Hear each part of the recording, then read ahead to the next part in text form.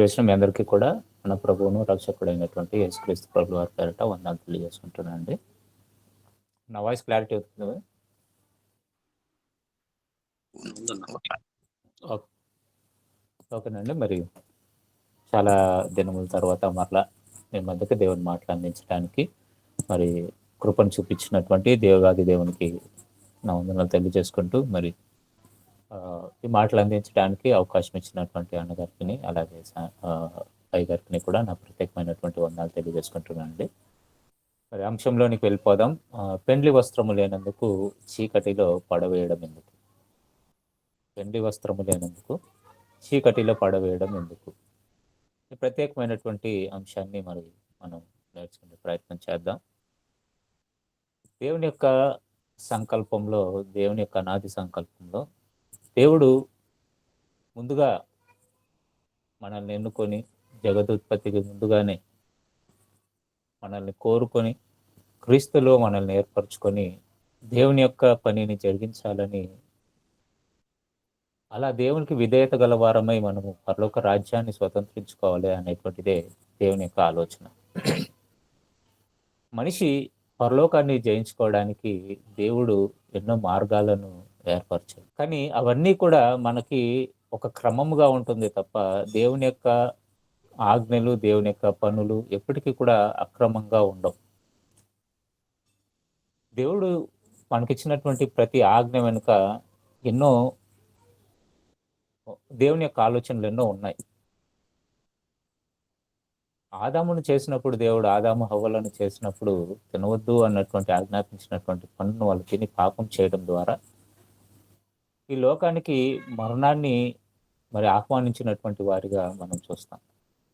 కానీ ఆ మరణము తరతరాలుగా వస్తున్నటువంటి సంతతి వారందరికీ కూడా సంక్రమించడం అనేటువంటిది మనం బైబిల్లో చూస్తున్నాం. ఇక్కడ చాలా మంది అనుకోవచ్చు, దేవుడు ఎందుకండి మరి ఆదామవ్వలు పాపం చేసినప్పుడు ఆదామవ్వలనే కదా శిక్షించాలి, మరి మనుషులకి అందరికీ ఈ శిక్ష ఎందుకు వస్తుంది అని ఆలోచిస్తుంటారు. కానీ దేవుడు అనుకున్న యొక్క సంకల్పం ఏంటి అని అంటే మనం పరిశుద్ధులము, నిర్దోషులుగా ఉండాలి అని. అలా మనం ఆలోచించినప్పుడు వాళ్ళు ఏదైనా తోటలో ఉన్నా, ఒకవేళ ఏదైనా తోటలో నుండి బయటికి వచ్చినా పరిశుద్ధులుగానే ఉండాలి. వాళ్ళు పండు తిన్నారా, తిని తర్వాత పాపం చేశారా అనేటువంటి విషయాన్ని మనం పక్కన పెడితే, దేవుడు కోరుకున్నది మీరు ఏదైనా తోటలో ఉన్నా పరిశుద్ధులుగానే ఉండాలని కోరుకున్నాడు, ఏదైనా తోట బయట ఉన్నా పరిశుద్ధులుగానే ఉండాలనే కోరుకున్నాడు. కానీ మనిషి యొక్క ఆలోచన ఎప్పుడు బయటపడుతుంది అని అంటే, వాడికి స్వాతంత్ర్యాన్ని దేవుడు అనుగ్రహించినప్పుడు మాత్రమే వాడి యొక్క క్యారెక్టర్ ఏంటో బయటపడుతుంది. కాబట్టి మీరు మనిషి యొక్క గుణం ఎలాంటిదో తెలుసుకోవాలి అని అంటే 10 మందిలో ఉన్నప్పుడు వాడి యొక్క వ్యక్తిత్వం ఎలాంటిదో మనకు తెలియదు. కానీ వాడు ఒంటరిగా ఉన్నప్పుడు మాత్రమే, అది స్త్రీ అయినా సరే, పురుషుని అయినా సరే, ఒంటరిగా ఉన్నప్పుడు మాత్రమే వారి ఆలోచనలు ఎలా ఉంటాయి, వారి క్రియలు ఎలా ఉంటాయి అనేటువంటిది మనకు అర్థమవుతుంది. కానీ వాళ్ళు ఒంటరిగా ఉన్నప్పుడు మనం చూడగలమా అంటే మనం చూడలేం. కానీ దేవుడు మాత్రమే వాటిని అంతటిని కూడా గమనించేవాడుగా మనకు కనిపిస్తాడు. కాబట్టి ఇప్పుడు పరలోక రాజ్యానికి మరలా బాటలు వేయాలి అని దేవుడు ఆలోచించి క్రీస్తు ద్వారా ఎన్నో కార్యక్రమాలను జరిగించాడు. క్రీస్తు ఈ భూలోకంలో ఉన్నంత కాలము ఆయన ఎలా ఉన్నాడో, ఆయన స్వభావం ఎలాంటిదో, ఆయన మాటలు ఎలాంటివో, ఆయన క్రియలు ఎలాంటివో మనం అందరము కూడా ప్రత్యక్షంగా చూడలేకపోయినప్పటికీ కూడా వాక్యంలో రాయబడినటువంటి ప్రతి సందర్భాన్ని మనం ఆలోచిస్తే క్రీస్తు యొక్క జీవితం ఎలాంటిదో మనకి అర్థమవుతుంది పిల్లలు. కాబట్టి దేవుడు మనకి పరలోకాన్ని ఇవ్వాలి అని అంటే ఒక క్రమంగానే ఇస్తాడే తప్ప మరలా మన ఇష్టానుసారంగా ఆలోచించి పరలోకాన్ని స్వతంత్రించుకోవడానికి ఎన్నో దారులు ఉన్నాయి అని అనుకోకూడదు. కాబట్టి పరలోకం ఇవ్వడానికి దేవుడు ఏర్పరిచినటువంటి ఒక మార్గాన్ని ఈరోజు మనం ఆలోచించే ప్రయత్నం చేద్దాం. కాబట్టి మరి ముందుగానే మీకు ప్రకటింపబడినటువంటి అంశంలో మరి పెండ్లి వస్త్రం గురించి, అలాగే పెండ్లి వస్త్రము లేని వాడిని చీకట్లో పడవేయడం గురించి ఎక్కడుందో మనం ఆలోచిస్తే మత్తయి సువార్త 22వ అధ్యాయము, మత్తయి సువార్త 22వ అధ్యాయము మొదటి వచనం నుండి మనం చదవగలిగినట్లయితే, యేసు వారికి ఉత్తరం ఇచ్చుచు తిరిగి ఉపమాన రీతిగా ఇట్లనెను, పరలోక రాజ్యము తన కుమారునికి పెండ్లి విందు చేసిన ఒక రాజును పోలి ఉన్నది. ఆ పెండ్లి విందునకు పిలువబడిన వారిని రప్పించుటకు అతడు తన దాసుని పంపినప్పుడు వారు రానొల్లకపోయిరి. కాగా అతడు, ఇదిగో నా విందు సిద్ధపరిచి ఉన్నాను. ఎద్దులను క్రొవ్విన పశువులను వధింపబడినవి, అంతయు సిద్ధముగా ఉన్నది. పెండ్లి విందుకు రండని పిలువడని వారితో చెప్పుడని వేరే దాసులను పంపెను గాని వారు లక్ష్యం చేయక ఒకడు తన పొలమునకును మరి ఒకడు తన వర్తకమునకును వెళ్ళిరి. తక్కిన వారు అతని దాసులను పట్టుకొని అవమానపరిచి చంపిరి. కాబట్టి రాజు కోపపడి తన దండ్లను పంపి ఆ నరహంతకులను సంహరించి వారి పట్టణంను తగులబెట్టించెను. అప్పుడు అతడు, పెండ్లి విందు సిద్ధముగా ఉన్నది గాని పిలువబడిన వారు పాత్రులు కారు గనుక రాజమార్గములకు పోయి మీరు కనబడు వారిని అందరినీ పెండ్లి విందునకు పిలువడని తన దాసులతో చెప్పెను. ఆ దాసులు రాజమార్గములకు పోయి చెడ్డవారినేమి మంచివారినేమి తమకు కనబడిన వారిని అందరినీ పోగు చేసిరి గనుక విందునకు వచ్చిన వారితో ఆ పెండ్లి శాల నిండెను. రాజు కూర్చున్న వారిని చూడ లోపలికి వచ్చి అక్కడ పెండ్లి వస్త్రం ధరించుకొనని ఒకరిని చూచి, స్నేహితుడా, పెండ్లి వస్త్రం లేక ఇక్కడికి ఎలాగ వచ్చితివని అడుగగా వాడు మౌనియై ఉండెను. అంతటా రాజు, వీని కాలు చేతులు కట్టించి వెలుపటి చీకటిలోనికి త్రోసివేయుడి, అక్కడ ఏడ్పును పండ్లు కొరకటేను ఉండునని పరిచారకులతో చెప్పెను. కాగా పిలువబడిన వారు అనేకులు, ఏర్పరచబడిన వారు కొందరే అని చెప్పెను. అప్పుడు చాలా పరిసయ్యులు చాలా చాలా ఇక్కడ మనం చూసుకున్నట్లయితే ఒక ఉపమానంగా యేసుక్రీస్తు ప్రభుల వారు ఒక ఉపమాన రీతిగా మాట్లాడుతూ ఈ పరలోక రాజ్యము తన కుమారుని పెండ్లి విందుకి ఏర్పాటు చేసినటువంటి ఒక విందుగా మరి దాంతో పోలుస్తూ ఆ పెండ్లి విందుకి అనేక మందిని మొదట పిలిచాడు అని రాయబడింది. కానీ పిలువబడిన వారందరూ కూడా రానొల్లకపోయిరి అని రాయబడింది. అంటే వాళ్ళు రావడానికి సముఖత చూపలేదు. కారణం ఏంటి? వాళ్ళు ఏం చేస్తున్నారు అని అంటే వారు పిలిచినటువంటి ఆ పిలుపుకి రాకుండా వాళ్ళు ఏం చేశారంటే వారు 5వ వచనంలో వారు లక్షణము చేయక ఒకడు పొలమునకును మరి ఒకడు తన వర్తకమునకు వెళ్ళిరి. అంటే పిలువబడిన మరి వ్యక్తులు పెళ్లి విందుని ఏర్పాటు చేసినప్పుడు మనం ఏం చేస్తామనంటే మనకు తెలిసిన చుట్టాలందరికీ కూడా మనం ఏం చేస్తామంటే కార్డ్స్ ఇస్తుంటాం. వాళ్ళని ఇన్వైట్ చేస్తుంటాం. ఇంకా మనలో చాలా మందికి ఉండేటువంటి ఒక నానుడి ఏంటనంటే పిలవని పేరంటానికి వెళ్ళకూడదు అని. కానీ ఇక్కడ పిలిచాడు. మరి అనేక మందిని పిలిచాడు. పిలిచి ఈ విందుకు రావాలి అని ఆహ్వానించినప్పుడు తన దాసులందరూ వెళ్ళి పిలువబడిన వారిని రాండి విందు సిద్ధంగా ఉంది అని పిలుస్తుంటే వాళ్ళు ఎందుకో ఇష్టం చూపించక లక్ష్య పెట్టక ఏం చేశారని అంటే ఒకడేమో తన పొలం పని మీదకి వెళ్ళిపోతున్నాడు, ఒకడేమో తన వర్తకపు పనుల మీద వెళ్ళిపోయాడు.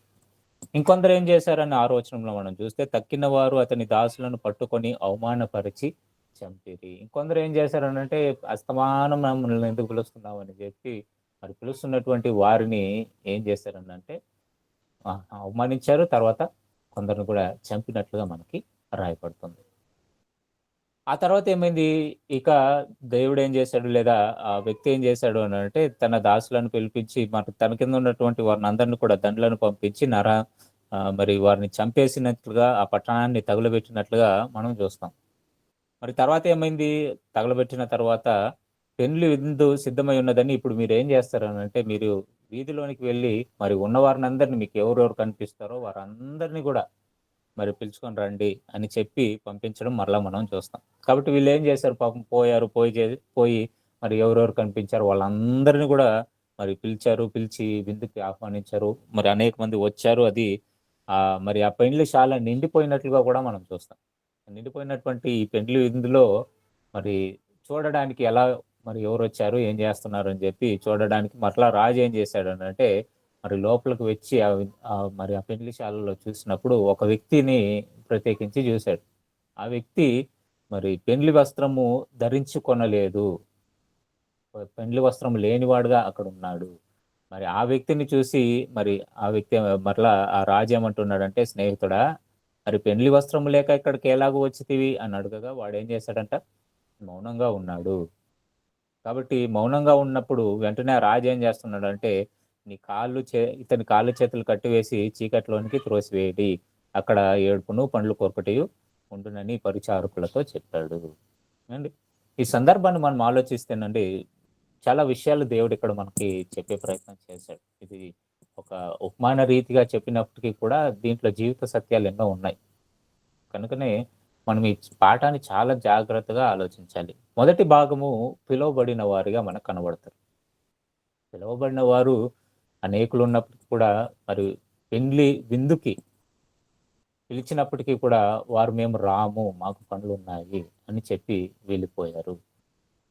వెళ్ళిపోయినటువంటి వారు కొంతమంది అయితే ఇంకొంతమంది ఏం చేశారు అంటే మరి ఆహ్వానించడానికి వచ్చినటువంటి మరి దాసులని చంపినటువంటి వారుగా మనం చూస్తాం. కాబట్టి మొదటి భాగం గురించి మరి గతంలో నేను ఒక పాఠం చెప్పాను, మీకు గుర్తుందో లేదో. ఇక్కడ ఈ పెండ్లి రాజు ఎవరు అని మనం ఆలోచిస్తే రాజు ఎవరో కాదండి, దేవుడే.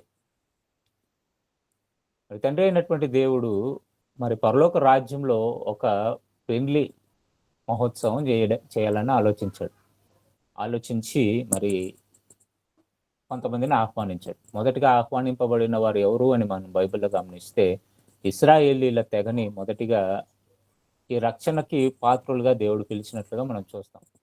కానీ ఇశ్రాయేలీల పరిస్థితి మనం పాత నిబంధన అంతా చదివినప్పుడు వాళ్ళు దేవునికి అవిధేయులుగా ఉన్నట్లుగాను, దేవుని మాటకి లోబడక ప్రతి నిమిషం దేవుణ్ణి బాధపరిచిన వారుగా మనం అనేక సందర్భాలలో మనం నేర్చుకున్నాం. ఇంకా కొంతమంది ఏం చేశారు, మరి వారి ప్రవక్తలను కూడా కొంతమంది చంపినట్లుగా మనకి బైబిల్లో రాయబడింది.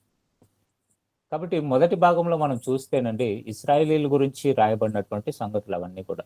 ఇశ్రాయేలీలు రాకపోవడం, మరి పంపబడినటువంటి దాసులందరినీ కూడా అనేక మంది ప్రవక్తలను వాళ్ళు చంపడం మనం చూస్తుంటాం. తర్వాత దేవుడేం చేశాడు, వాళ్ళు అవిధేయతను బట్టి వాళ్ళ యొక్క మరి ఆ దేశము, వాళ్ళు నివసించినటువంటి ఆ రాజ్యాన్ని, ఆ కానాను దేశాన్ని కాల్చివేసినట్లుగా, దేవాలయము బబులోను రాజుల కిందకి పంపించినట్లుగా మనం చూస్తాం. కాబట్టి ఇదంతా కూడా పాత నిబంధనకు సంబంధించింది. తర్వాత మరలా ఏం చేశాడు, ఇప్పుడు ఆ రాజ్యాన్ని నాశనం చేసి కాల్చివేసిన తర్వాత మరలా ఏం చేశాడు అంటే ఇప్పుడు మరొకసారి మరి కొంతమంది దాసులను పిలిపించి మీరు వెళ్ళండి, మీకు మరి వీధులలో ఎవరెవరు కనిపిస్తారో మంచి వాళ్ళేమి చెడ్డ వాళ్ళేమి అందరిని మీరు ఎందుకు పిలుచుకొని రండి అని చెప్పాడు. మరి వీళ్ళు కూడా దాసులు ఏం చేశారు, పాపం కష్టపడి వెళ్ళి మరి కనబడిన వారందరినీ కూడా పిలుచుకొని వచ్చి మరి ఆ శాలకు చేర్పించారు, ఆ వివాహశాలకు చేర్పించారు. అయితే ఈ వివాహశాలలో జరిగింది ఏంటి అని మనం ఆలోచిస్తేనండి, ఇక్కడ ఒక వ్యక్తి మాత్రము పెండ్లి వస్త్రము లేకుండా వచ్చినట్లుగా మనం చూస్తున్నాం. అప్పుడు ఆ రాజు ఏం చేస్తున్నాడు, ఆ పెండ్లి మరి జరుగుతున్నటువంటి ఆ శాలలోనికి వచ్చి ఆ వ్యక్తిని చూసి, స్నేహితుడా మరి నీకు ఇచ్చినటువంటి మరి వివాహ వస్త్రం ఏది, ఎందుకు వేసుకొని రాలేదు అంటే, వచ్చిన వారందరూ కూడా వేసుకొని వచ్చారు, అక్కడ ఆ వ్యక్తి మాత్రమే వేసుకొని రాలేదు. వేసుకొని రానటువంటి వ్యక్తిని చూసి అడిగాడు, ఎందుకు వేసుకొని రాలేదు అని అంటే, మరి అతను ఏం సమాధానం చెప్పలేదని. ఏ ప్రశ్నకైనానండి మనము సమాధానం ఎప్పుడు ఇవ్వము అని అంటే, ఒకసారి మనం ఆలోచిస్తే ఎప్పుడు మనం మౌనంగా ఉంటాము అని అంటే, ఒకసారి తప్పు చేసినప్పుడు మౌనంగా ఉంటాం, లేదా చెప్పడానికి ఏమీ లేదు అని అన్నప్పుడు మాత్రమే మౌనంగా ఉంటాం. కాబట్టి ఆదికాండంలో ఉన్న కయీను విషయంలో కూడా ఆలోచిస్తాం, అతడు మౌనంగా ఉన్నటువంటి పరిస్థితి. కాబట్టి తప్పు చేసినప్పుడు మాత్రం మౌనంగా ఉంటాం, ఖచ్చితంగా తప్పు చేయనప్పుడు ఖచ్చితంగా మనం వాదిస్తాము, నాది తప్పు లేదు అని మనం ఒప్పించే ప్రయత్నం చేస్తాం. కానీ ఇక్కడ ఈ వ్యక్తి మౌనంగా ఎందుకున్నాడు అని అంటే, ఒకటి అతని దగ్గర సమాధానం లేదు, రెండోది అతను తప్పు చేశాడు అనేటువంటిది అతనికి అర్థమైంది. కాబట్టి మౌనంగా ఉండడానికి శిక్ష ఏంటి, అతను మౌనంగా ఉండడానికి శిక్ష ఏంటి అని మనం ఆలోచిస్తానండి, వెంటనే దాసులను పిలిపించి ఏం చేస్తున్నాడు, పరిచారకులను పిలిపించి ఇతని చేతులు కాళ్ళు కట్టేసి పాతాళంలో అంటే కటిక చీకటి గల మరి ఆ స్థలంలోనికి అతన్ని పడవేయండి, అక్కడ పండ్లు కొరకటయు అండి, చీకటి పండ్లు కొరకటయు ఉంటుంది అని చెప్పాడు. ఏమండి, వస్త్రము వేసుకోనంత మాత్రాన మరి పాతాళంలోనికి అతన్ని పడవేయాల్సినటువంటి అవసరం ఏముందండి దేవుని. ఇప్పుడు ఆ రాజు ఎవరో నేను చెప్పాను, దేవుడే ఆ రాజుగా మనం చూస్తున్నాం. మరి ఈ రాజు మరి అంత కఠినుడా, దేవుడు అంత కఠినుడా అండి మనం ఆలోచిస్తానండి. ఇప్పుడు వివాహంలోనికి ఎవరైనా అడుక్కుండే వాళ్ళు వచ్చారనుకో, ఇప్పుడు మీ మీ ఇంట్లో ఏదో ఒక వివాహం జరుగుతుంది, వివాహం జరిగినప్పుడు ఎవరో ఒకడు అడుక్కుండేవాడు వచ్చాడు, అడుక్కునేవాడు వచ్చినప్పుడు మీరు ఏం చేస్తారు, బయటికి పంపిస్తారు, అవునా కదా. అక్కడ అందరు కూడా మీ చుట్టాలు ఉంటారు, అవమానకరంగా ఉంటుందని చెప్పి ఏమిటి బయటికి పంపించేస్తారు. అప్పుడు మీరు కఠినులా అని మీకు అనిపించదు, కానీ దేవుని విషయానికి వచ్చేసరికి మాత్రమే మనం ఏమనుకుంటామంటే దేవుడు ఇంత కఠినుడా అని అనిపిస్తుంది. కానీ ఇక్కడ కారణం ఉంది, చాలా పెద్ద కారణం ఉంది, ఎందుకు అతన్ని బయటికి పంపించాడు అనేటువంటి దానిని మనం ఆలోచించాలి ఈరోజు. అది ఆలోచిస్తేనే నిజంగా మనం కూడా పెండ్లి వస్త్రాలు కలిగి ఉన్నామా లేదా అనేటువంటిది మనకి అర్థమవుతుంది.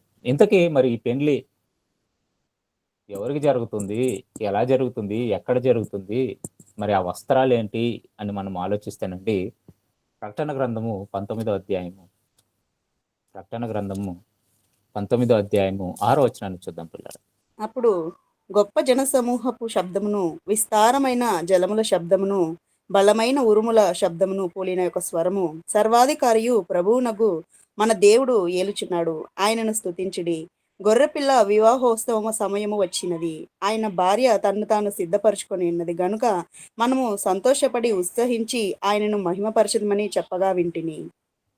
మరియు ఆమె ధరించుకొనుటకు ప్రకాశములను నిర్మలములనైన సన్నపు నార బట్టలు ఆమెకి ఇయ్యబడెను. అవి పరిశుద్ధుల నీతి క్రియలు.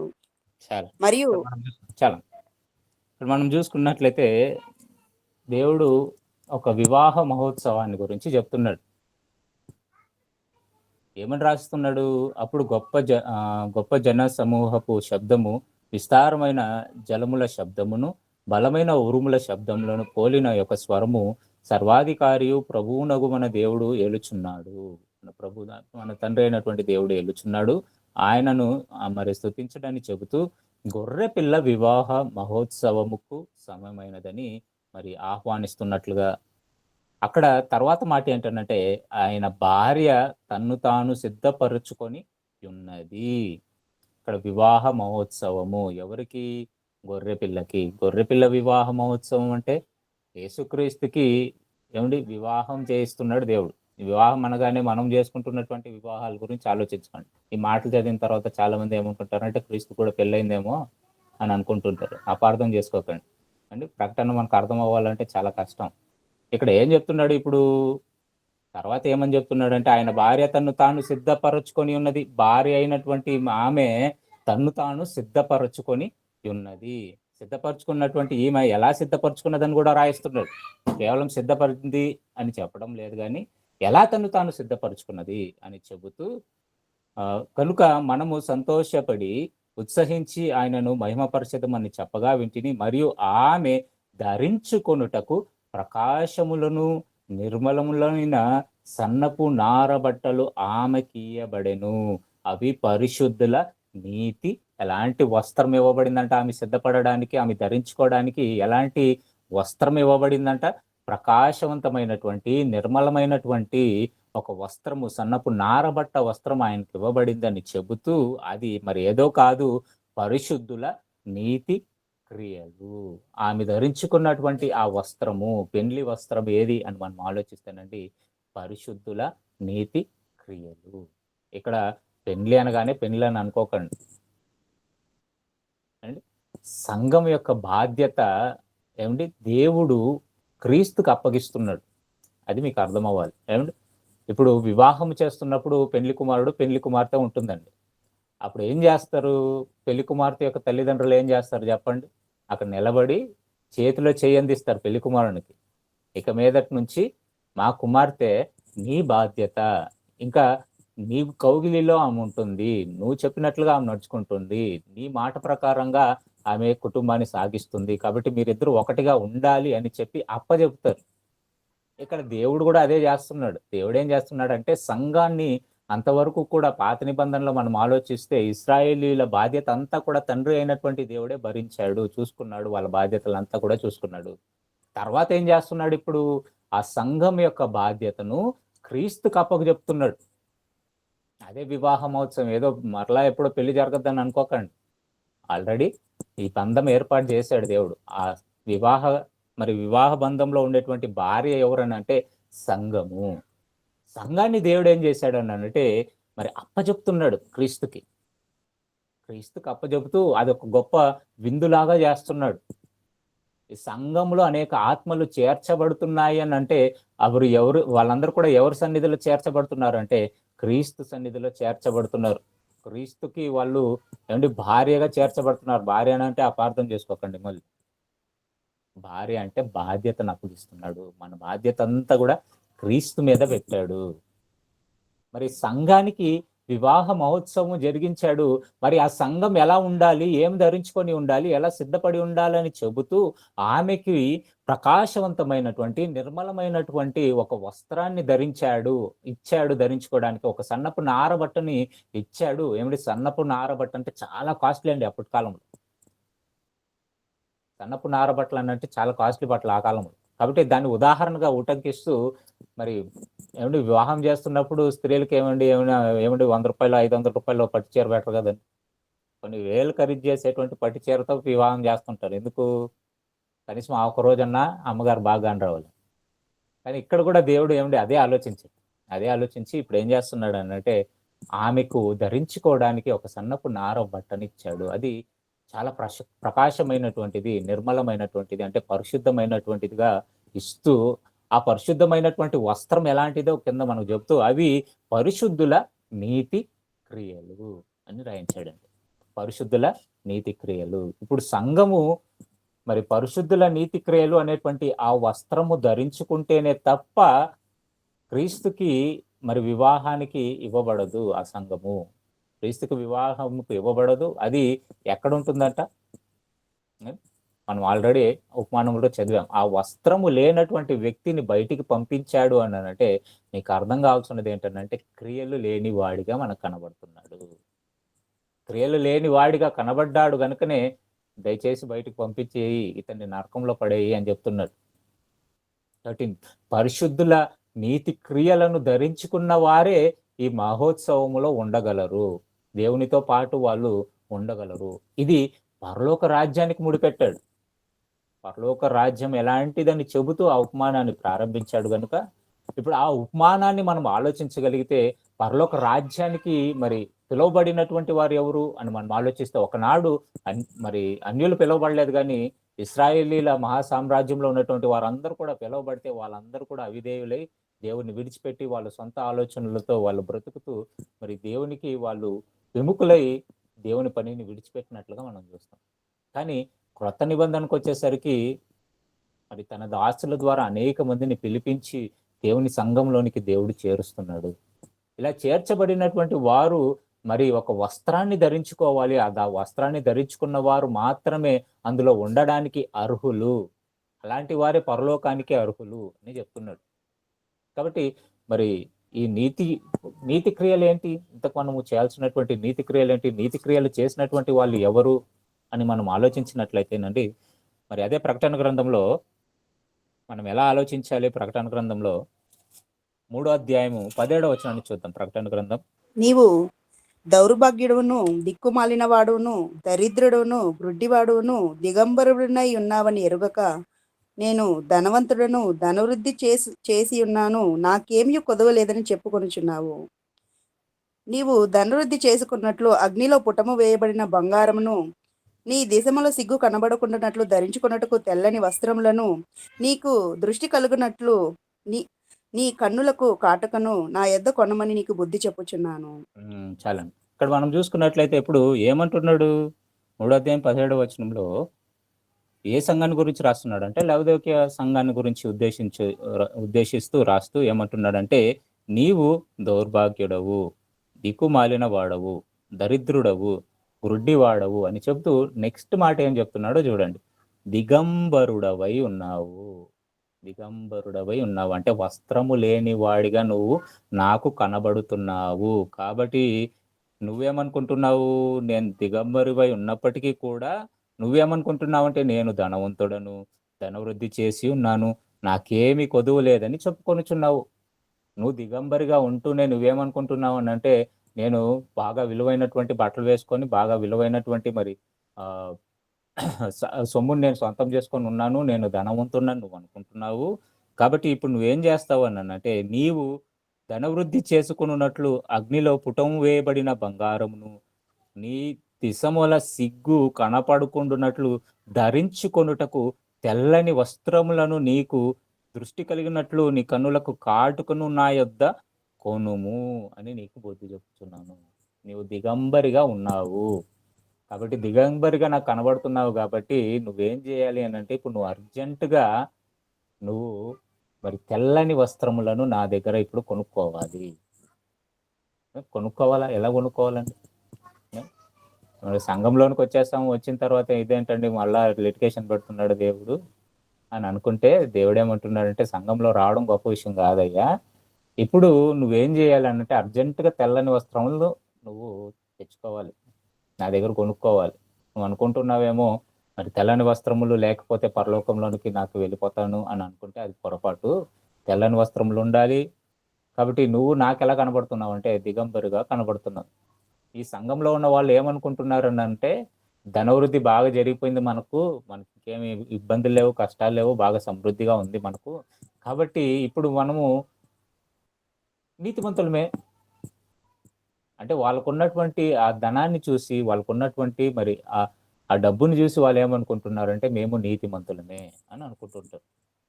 అని కొంతమంది కొన్ని కొన్ని సందర్భాలలో మనం కూడా ఎప్పుడన్నా బయటికి వెళ్ళినప్పుడు బాగా డబ్బు ఉన్న వాళ్ళని చూసినప్పుడు అండ్ వాళ్ళు మంచి మంచి కార్లలో తిరుగుతున్నప్పుడు మనం ఏమనుకుంటాం చెప్పండి? నాకు ఇలాంటి పరిస్థితి మనకు కూడా ఉంటే బాగుండు, ఇట్లా నేను కూడా తిరుగుతుంటే బాగుండు, నాకు కూడా ఇలాంటి అనుకూలతలు ఉంటే బాగుండు, వాడు చూడు ఎంత చక్కగా ఉంది, లైఫ్ అంటే ఇలాగే ఉండాలని మనం అనుకుంటాం. కానీ అలాంటి వారిని దేవుడు చూసినప్పుడు ఎలా ఉంటుందో తెలుసా? బట్టలు లేకుండా కారులో తిరుగుతున్నట్టు ఉంటుంది దేవుని దృష్టిలో. అంటే వాడు దిగంబరే, వాడికి దేవుని గురించి ఏమీ తెలియదు. కానీ వాడిని చూసి మనం ఏమనుకుంటున్నాం? ఇలాంటి పరిస్థితి లేదా అలాంటి జీవితం మనకి ఉంటే బాగుండని మనం అనుకుంటాం. కానీ దేవుడు ఏమంటున్నాడంటే వాడు బట్టలు ఎప్పదీసి బట్టలు లేని వాడుగా కార్లలో తిరుగుతున్నాడు, మీకేం తెలుసా గుడ్డివాడా అనుకుంటున్నాడు. కాబట్టి ఇక్కడ ఏమంటున్నాడంటే మీరు వస్త్రాలను నా దగ్గర కొనుక్కోవాలి. మరి ఆ పరిశుద్ధమైనటువంటి వస్త్రాలు కొనుక్కోవాలి. కొనుక్కోవడం అంటే ఏమండి డబ్బులు ఇచ్చి కొనుక్కుండే పని అయితే ఏమండి మన వాళ్ళు ఎప్పుడైనా కూడా అప్లైనా చేసి కొనేసుకుంటారు. కానీ ఆ వస్త్రాలు మీరు ధరించుకోవాలి అని అంటే మరి ఆ వస్త్రాలు మీరు కొనుక్కోవాలి అని అంటే ఏ డబ్బు ఖర్చు పెట్టాలో ఏమంటే దేవుడు అది కూడా రాయించాడు. ప్రకటన గ్రంథం 6వ అధ్యాయం 10వ వచనాన్ని చూద్దాం. వారు 6వ అధ్యాయం 9వ వచనం నుండి చదవండి. 9వ వచనం. ఆయన 5వ ముద్రను విప్పినప్పుడు దేవుని వాక్యము నిమిత్తమును తాము ఇచ్చిన సాక్ష్యం నిమిత్తమును వధింపబడిన వారి ఆత్మలను బలిపీఠం క్రింద చూచితిని. వారు నాథ సత్యస్వరూపి పరిశుద్ధుడా, ఎందాక తీర్పు తీర్చకయు మా రక్తము నిమిత్తము భూనివాసులకు ప్రతిదండన చేయకయు ఇందువని బిగ్గరగా కేకలు వేసిరి. తెల్లని వస్త్రము వారిలో ప్రతివానికి ఇయ్యబడెను. మరియు వారి వలనే చంపబడబో వారి సహదాసుల యొక్కయు సహోదరుల యొక్కయు లెక్క పూర్తియగు వరకు ఇంకా కొంచెం కాలము విశ్రమింపవలెనని వారితో చెప్పబడెను. చాలు. ఇక్కడ మనం చూసుకున్నట్లయితే ఆ వస్త్రాలు వాళ్ళు ఎలా సంపాదించుకున్నారో రాస్తున్నాడు.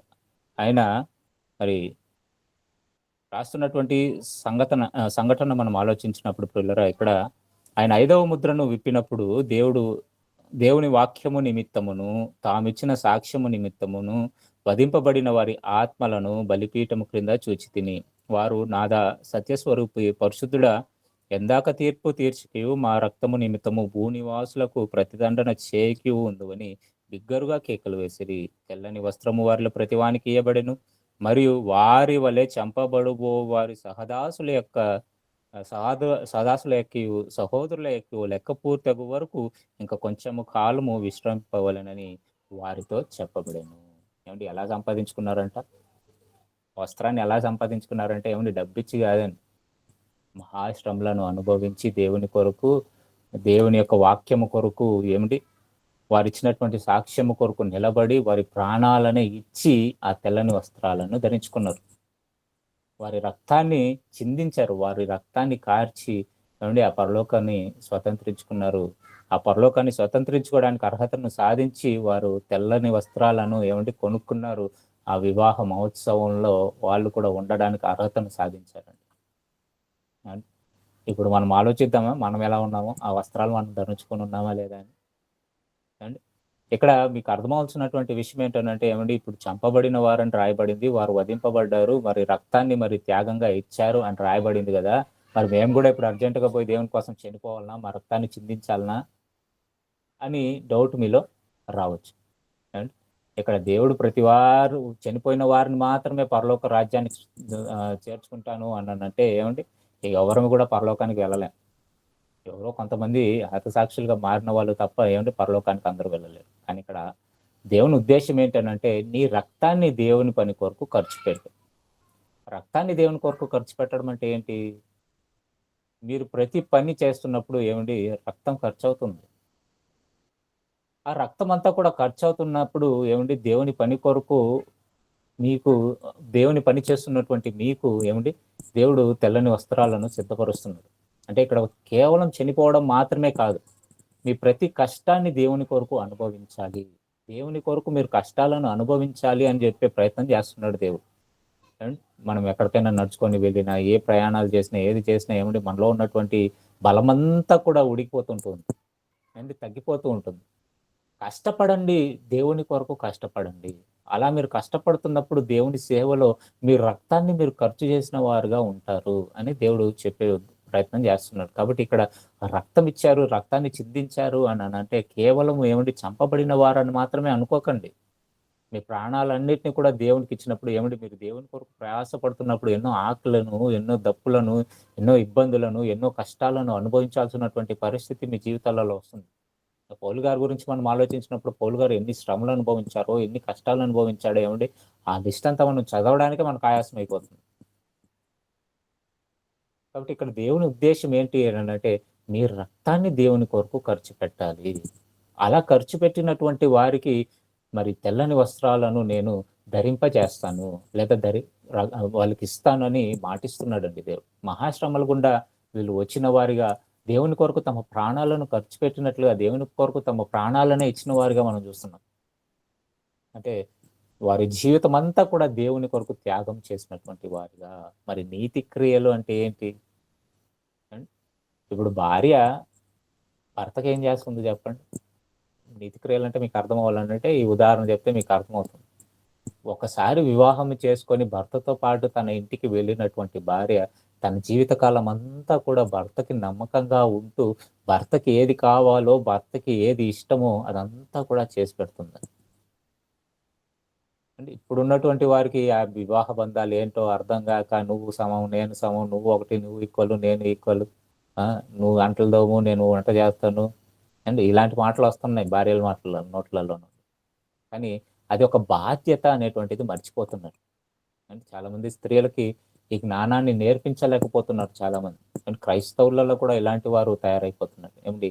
కుటుంబాన్ని కాయడం భర్త బాధ్యత, అలాగే కుటుంబాన్ని పోషించుకోవడం భార్య బాధ్యత. కాబట్టి భార్య గురించి మనం ఆలోచించినప్పుడు నిజమైనటువంటి మరి స్త్రీ ఎప్పుడు ఏమంటే 10 మంది నోళ్లలో మనం ఆలోచించినప్పుడు ఒక స్త్రీని పొగిడారు అని అంటే ఆమె క్రియలను బట్టే పొగుడతారు. ఎంతో నమ్మకంగా ఉంటుందండి, ఎంతో మంచిగా పనిచేస్తుందండి, అంతా చూసుకుంటుందండి, కుటుంబంలో కావాల్సినదంతా కూడా చూసుకుంటుందండి ఆమె. వాళ్ళ అత్త మామల్ని చక్కగా చూసుకుంటుంది, వాళ్ళ పిల్లల్ని చక్కగా పెంచుకుంటుంది అని ఏమంటే ఎప్పుడు సాక్ష్యం ఇస్తారు చెప్పండి? నువ్వు సమం, నేను సమం అని కొట్టుకుంటున్నప్పుడు ఏమంటే అలాంటి మాటలు పలుకుతారో చెప్పండి? ఎంత పొగరండి అంటారు. కానీ ఇక్కడ ఆమె చేస్తున్నటువంటి ఆ సేవ ఏదైతే ఉందో ఆ సేవను ఏమండి గుర్తిస్తాడు భార్య, ఆ కుటుంబము భర్త గుర్తిస్తాడు, ఆ కుటుంబం గుర్తిస్తుంది. ఒక రోజు కాకపోయినా ఒక రోజు అండి ఏమండి తమ కోడల్ని అత్తలు మామలు ఏమండి గొప్పగా చెప్పుకుంటారు. తన భార్య గురించి భర్త ఎప్పుడైనా గొప్పగా చెప్పుకుంటారు. ఎప్పుడు? ఆ మాట ఆయన మాట ఆమె విన్నప్పుడు మాత్రమే. వాస్తవానికి ఏమండి చాలా మంది సేవకులలో నోట్లలో మీరు మాట ఏమండి మీరు వింటారో లేదో, ఎప్పుడు చాలా మంది ఏమంటారంటే ఇలాంటి భార్య నాకు దొరకడం చాలా అదృష్టం అండి. ఎందుకనంటే నేను దేవుని పని చేయడానికి నాకు ఎంతో సహాయకరాలుగా ఉంది, నన్ను ఎంతగానో వెన్నంటి నన్ను నడిపిస్తుంది అని ఏమండి చెప్తుంటారు. కాబట్టి ఇక్కడ ఉద్దేశం ఏంటి అని అంటే భార్య చేసేటువంటి సేవను ఒకసారి మీరు గుర్తు చేసుకుంటే సంఘము కూడా దేవుని కొరకు అలాగే కష్టపడాలి అని చెబుతున్నాడండి. కాబట్టి వ్యర్థమైనటువంటి ప్రయాస కూడా ఉంది. ప్రయాస పడాలి, ఇప్పుడు దేవుని కొరకు ప్రయాస పడాలి. క్రీస్తుకి మనము ఏమండి భార్యగా దేవుని ద్వారా ఏర్పరచబడిన తరువాత క్రీస్తు మన బాధ్యతను తీసుకొని మన రక్షణను గురించి, మన పోషణను గురించి అన్ని చూసుకుంటున్నాడండి. అంటే మనకి ఏ ఇబ్బందులు లేకోకుండా, ఏ లోటు లేకోకుండా మనల్ని కాపాడుతున్నాడు. అలాంటి కాపాడుతున్నటువంటి మరి క్రీస్తుకి మనము ప్రతిగా ఏం చేయాలి? ఆయనకు సేవ చేస్తూ కష్టాలైనా, ఇబ్బందులైనా ఎలాంటి పరిస్థితుల్లో మనం ఉన్న ఆయన పనిని జరిగించి అనేక మందికి దేవుని యొక్క మాటలను ప్రకటించడము, లేదంటే ఉన్నటువంటి వారిని మనము కాపాడుకోవడమో చేయాలి గదా! అదే దేవుడు కోరుకున్నాడండి. కాబట్టి ఇలాంటి ప్రయాస పడుతున్నటువంటి వారికి దేవుడు ఏమిస్తానని జెప్పాడు? విశ్రాంతినిస్తానని జెప్పాడండి. మరి ప్రకటన గ్రంథం 7 అధ్యాయము 14 వచనం. అందుకు నేను, అయ్యా నీకే తెలియననగా అతడు ఇలాగు నాతో 13 కూడా చెప్పెను. చదవండి. 13 కూడా చదవండి. పెద్దలలో ఒకడు తెల్లని వస్త్రం ధరించుకొని ఉన్న వీరెవరు, ఎక్కడి నుండి వచ్చిరని నన్ను అడిగాను. అందుకు నేను, అయ్యా నీకే తెలియననగా అతడు ఇలాగు నాతో చెప్పెను, వీరు మహాశ్రమల నుండి వచ్చిన వారు, గొర్రెపిల్ల రక్తంలో తమ వస్త్రములను ఉతుకుకొని వాటిని తెలుపు చేసుకొనిరి. అందువలన వారు దేవుని సింహాసనం ఎదుట ఉండి రాత్రింబగలు ఆయన ఆలయంలో ఆయనను సేవించుచున్నారు. సింహాసనాసీనుడైన వాడు తానే తన గుడారము వారి మీద కప్పును. చాలండి. వారి చాలమ్మ. ఏవండి ఈ మాట మీకు అర్థమైతే ఇందులో చాలా డెప్త్ ఉందండి. అర్థం చేసుకోవాలే గాని చాలా డెప్త్ ఉంది. ఏమంటున్నాడు? పెద్దలలో ఒకడు వచ్చి తెల్లని వస్త్రంలో ధరించుకుని ఉన్న వీరెవరు? ఎక్కడ నుండి వచ్చిరని నన్ను అడిగాను. అందుకు నేను, అయ్యా నీకే తెలియననగా అతడు ఇలాగు నాతో చెప్పెను. వీరు మహాశ్రమల నుండి వచ్చిన వారు. గొర్రెపిల్ల రక్తములో తమ వస్త్రములను ఉదుకుకొని వాటిని తెలుపు చేసుకొనిరి. అందువలన వారు దేవుని సింహాసనం ఎదుట ఉండి రాత్రింబగళ్ళు ఆయన ఆలయంలో ఆయనను సేవించుచున్నారు. సింహాసనాసీనుడైన వాడు తానే తన గుడారము వారి మీద తెల్లని వస్త్రాలను ధరించుకున్న వాళ్ళు ఎవరు అని పెద్ద అడిగితే యోహాన్ గారు అంటున్నారు, నాకు తెలియదయ్యా నీకే తెలిసి ఉంటుంది మరి చెప్పంటే, ఆయన చెప్తున్నటువంటి మాట ఏంటంటే వీరు మహాశ్రమలను అనుభవించి వచ్చిన వారు. దేవుని కొరకు మహాశ్రమలు, ఎన్నో ఇబ్బందులు అనుభవించినటువంటి వారు, దేవుని కొరకు ఇబ్బందులు పడడానికి, శ్రమలు అనుభవించడానికి ఇష్టపడనటువంటి వారిగా మనం ఉంటాం. కానీ మహాశ్రమలు అనుభవించిన వారికే ఆ పెండ్లి వస్త్రం ఇవ్వబడుతుంది. ఆ తెల్లని వస్త్రం ఇవ్వబడుతుంది. ఇది మనం గుర్తుంచుకున్నట్లయితే ఆ తెల్లని వస్త్రాలను మనం ధరించుకుంటున్నామా లేదా? వ్యర్థమైనటువంటి ప్రయాస పడడానికి ఎప్పుడు ముందుంటాం. ఆ వ్యర్థమైనటువంటి ప్రయాసలు ఏంటో కూడా దేవుడు మనకి ఒక 2 మాటలు రాయించాడు, చూసుకుందాం. హబక్కూకు గ్రంథం 2వ అధ్యాయము 13వ వచనాన్ని చూద్దాం పిల్లలు. హబక్కూకు గ్రంథం 2వ అధ్యాయము 13వ వచనం. జనములు ప్రయాసపడుదురు గాని అగ్ని పాలవుదురు, వ్యర్థమైన దాని కొరకు కష్టపడి జనులు క్షీణించెదురు. ఇది సైన్యములకు అధిపతియగు యెహోవా చేతనే యగును గదా. ఎలాంటి కష్టాలు అనుభవిస్తున్నారంటే వాళ్ళ గురించి ఏం రాయబడుతున్నారు? జనములు ప్రయాసపడుదురు గాని అగ్ని పాలగుదురు. అంటే వాళ్ళు ఎంతో ప్రయాసపడుతున్నారు, అయినా కూడా వాళ్ళు అగ్ని పాలవుతారు. ఎందుకని వారు అగ్ని పాలవుతారంటే వ్యర్థమైన దాని కొరకు కష్టపడి జనులు క్షీణించుచున్నారు. వ్యర్థమైన దాని కొరకు ప్రయాసపడుతున్నారు కనుక క్షీణించిపోతారంట. వారి ప్రయాస అంతా కూడా వ్యర్థమైన దాని గురించే ఉంటుంది. మరొక మాట చూసుకుంటే యెర్మీయా గ్రంథం 51వ అధ్యాయం 58వ వచనాన్ని చూడండి. సైన్యములకు అధిపతియగు యెహోవా ఈ మాట సెలవిచ్చుచున్నాడు. విశాలమైన బబులోను ప్రాకారములు బొత్తిగా పడగొట్టబడును, దాని ఉన్నతమైన గుమ్మములు అగ్నిచేత కాల్చివేయబడును. జనములు వృధాగా ప్రయాసపడుచున్నారు, అగ్నిలో పడుటకై ప్రయాసపడుచున్నారు. ప్రజలు చూచి అలయుచున్నారు. ఇక్కడ కూడా అదే మాటను రిపీట్ చేస్తుంటండి. వ్యర్థమైన దాని కొరకు మనుషులు ప్రయాసపడుతున్నారు. ఒకనాడు ఎంతో సుందరంగా కనిపించినటువంటి, ఎంతో అద్భుతంగా లేదా అందంగా కనిపించినటువంటి యెరూషలేము సామ్రాజ్యము బబులోను చేతిలో కూలిపోయినట్లుగా మనం చూస్తాం. అంటే క్రొత్త నిబంధనలో కూడా ఒక సందర్భంలో మత్తయి సువార్త 24వ అధ్యాయం 1వ వచనంలో మనం చదివినప్పుడు శిష్యులందరూ కూడా యేసుక్రీస్తుని దేవాలయానికి పిలుచుకొని పోయి దేవాలయంని చూపించి, చూసావా ఇది ఎంత అందంగా ఎంత సుందరంగా ఉందో అంటే, క్రీస్తు దాన్ని నిజస్వరూపం చెప్తున్నాడు. దీనిని చూసి మీరేమో గొప్పదని అనుకుంటున్నారు, రాతి మీద రాయలేనటువంటి దినం ఒకటి వస్తుంది అని చెప్తున్నాడు. అంటే ఎంత సుందరమైనది అయినా కూడా అది ఒకరోజు నాశనం అయిపోవాల్సిందే.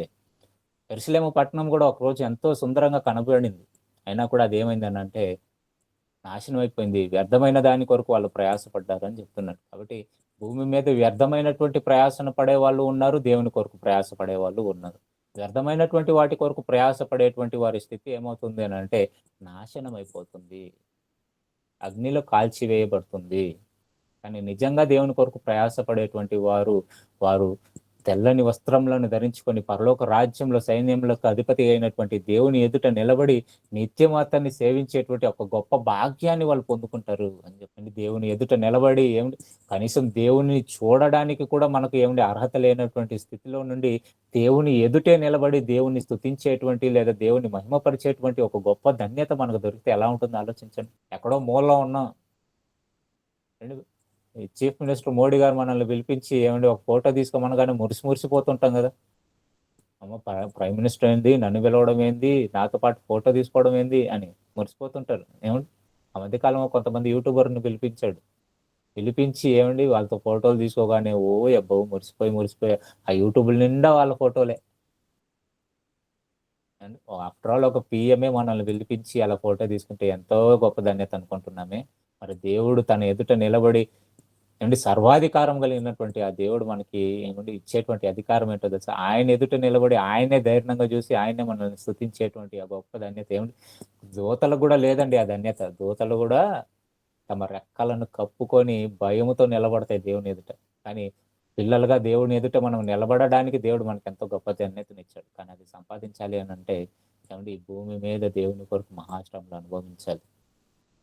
వ్యర్థమైనటువంటి ప్రయాస అనుభవిస్తే కాదండి. వ్యర్థమైనటువంటి ప్రయాసలు అనుభవిస్తూ ఏమండి లేనిపోని వాటి కొరకు ప్రయాస పడుతుంటే ఏమండి పరలోక రాజ్యాన్ని స్వతంత్రించుకోలేం.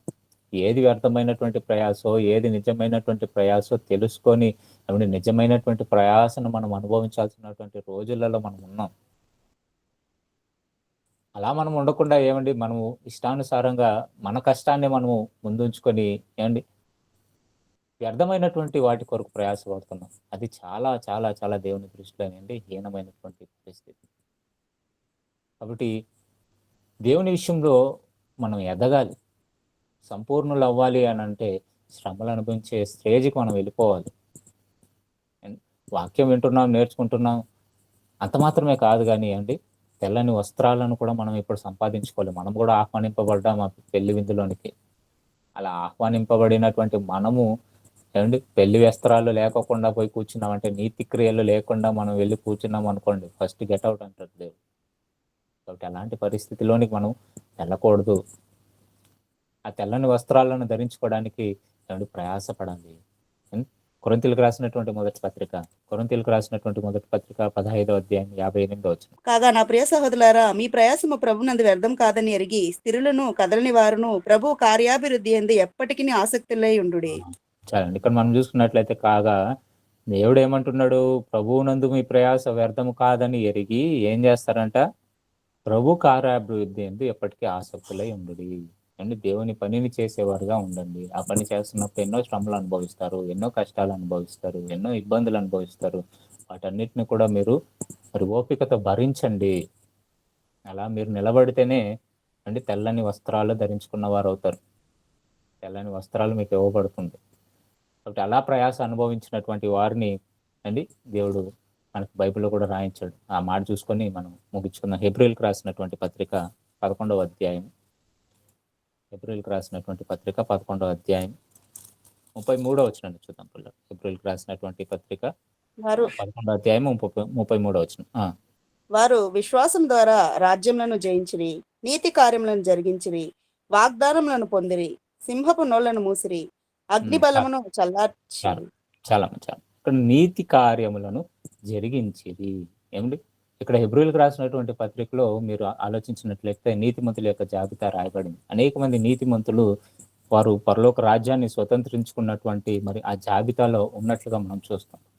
కాబట్టి వీళ్ళు చేసిందేమి అని రాస్తూ కంక్లూజన్గా ఏం రాస్తున్నాడు 33వ వచనంలో అని మనం ఆలోచిస్తే, వారు విశ్వాసము ద్వారా రాజ్యములను జయించారు. విశ్వాసం ద్వారా అంటే దేవుని మీద నమ్మకముతో ఏమిటి ఎన్నో యుద్ధాలు చేసి రాజ్యములను జయించిన వారు మనకు కనబడతారు పాత నిబంధనలు. అలాగే నీతి కార్యములను జరిగించిన వారు, నీతి కార్యములను కూడా జరిగించిన వారుగా మనకు కనబడతారు. నీతి కార్యములను జరిగించి వాగ్దానము వలన వీళ్ళు ఏం చేస్తున్నారు అంటే ఏమండి దేవుని యొక్క రాజ్యాన్ని స్వతంత్రించుకుంటున్నారు.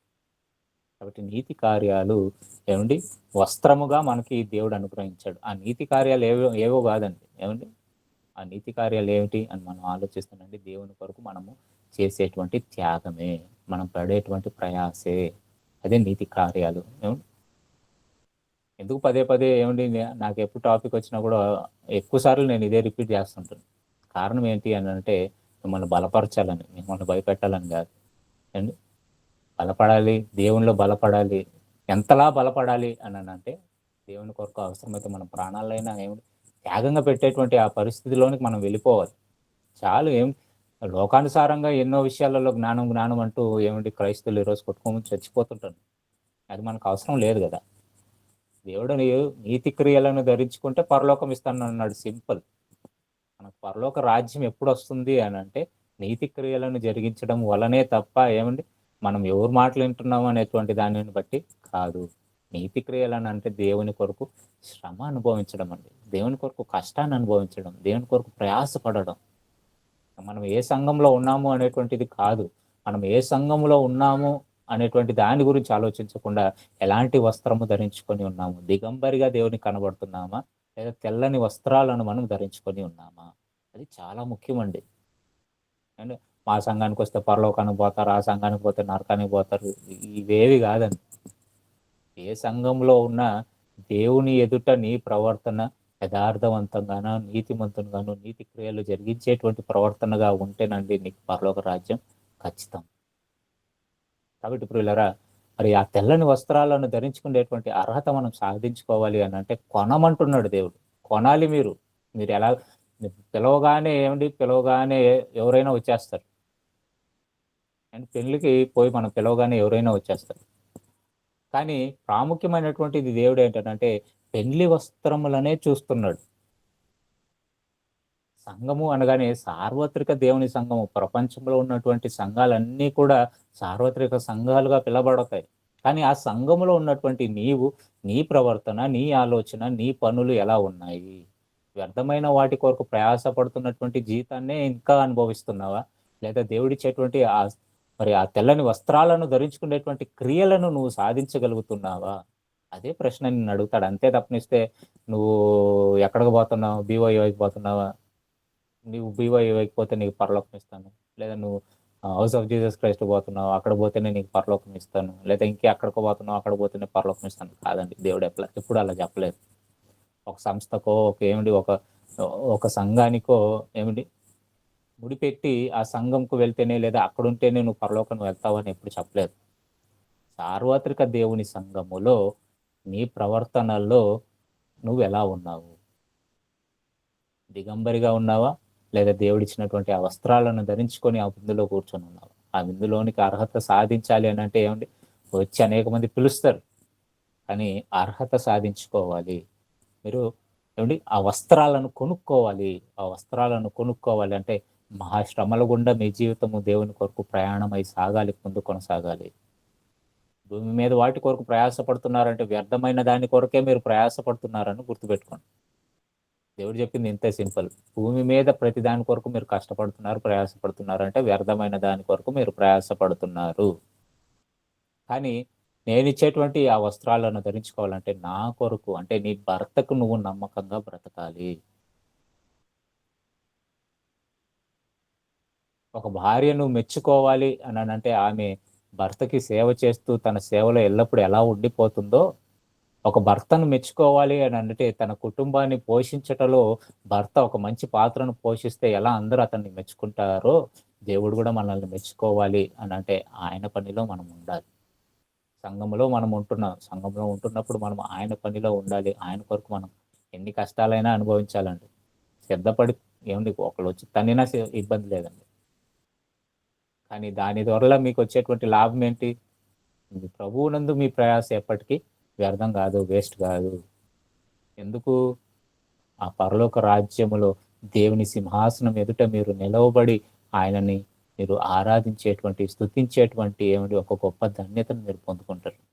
దేవుని కన్నులారా చూడడం అంటే దానికంటే ఇంకో గొప్ప గిఫ్ట్ ప్రపంచంలో ఇంకెవ్వడు ఇవ్వలేడండి. మీరు ఎన్ని గిఫ్ట్లు మీరు పొందుకున్నా దేవుని కన్నులారా చూసేటువంటి ఒక గొప్ప గిఫ్ట్ అండి ఎవరికి దొరకదు ఈజీగా. కాబట్టి ఆ ఆశతో బ్రతుకుదాం. దేవుణ్ణి చూడాలా, దేవునితో మాట్లాడాలి. ఆ ఆశతో బ్రతికామంటే మనం పడేటువంటి ప్రయాసాలన్నీ చిన్న చిన్నవిగానే అనిపిస్తాయి. అందుకనే పౌలు అంటాడు, క్షణమాత్రం ఉండు చులకని శ్రమ అని అన్నాడు. అవి క్షణమాత్రమే ఉంటాయి. కానీ జీవితాంతం మనము ఏమండి మన మరణాంతరం తర్వాత ఏమండి ఎల్లకాలము తండ్రి ఎదుట మనం ఉండి, ఆయన్ని చూస్తూ, ఆయనతో మనం మాట్లాడుతూ, ఏమండి ఆయన కౌగిలిలో మనం ఉంటూ, అలా దేవునితో మనము సహవాసం కలిగి ఉంటామని అంటే ఏమండి, ఎన్ని శ్రమలైనా అనుభవించడానికి మీరు సిద్ధపడిపోతారు. అది మీ మనసులో ఉండాలి ఫస్ట్. లేదండి మేమేదో భూమి మీద ఏదో దేవుడిని నమ్ముకున్నాము, అలా ఉండిపోతాము అన్నానంటే ఏమండి అర్థం. మరి ఆ వ్యక్తి వస్త్రం లేనటువంటి వ్యక్తిని ఎలాగైతే మరి చీకటిలో పారేశాడో, అలాగే మనం కూడా చీకటి పాలవుతాం. కాబట్టి చీకటి పాలంటే ఇక్కడే ఏమండి చీకట్లో పడేస్తాడని అనుకోకండి. పాతాళ లోకాన్ని ఉద్దేశించి ఆ మాట రాయబడింది. కాబట్టి ఆ వస్త్రాన్ని మనం సంపాదించుకుందాం. కేవలం ఏమిటి నామకార్థంగా మనం ఉండకుండా ఆ వస్త్రాన్ని సంపాదించుకునే పనిలో ఉండాలి మనం.